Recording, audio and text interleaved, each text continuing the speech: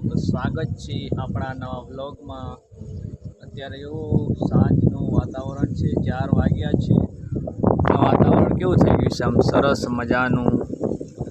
ના વરસાદને શું થઈ ગયું કાંઈ સમજાતું નથી કે વરસાદ તો આમ ઝાડા છે બહુ મોટા મોટા, ખડ છે બહુ મોટું છેક લગી ખડ છે અને આમ જો બધા કારખાના જ જોવાય છે, ફરતે કોર કારખાના જ જોવાય છે ને આપણે આવ્યા છે અત્યારે ધાબા પર।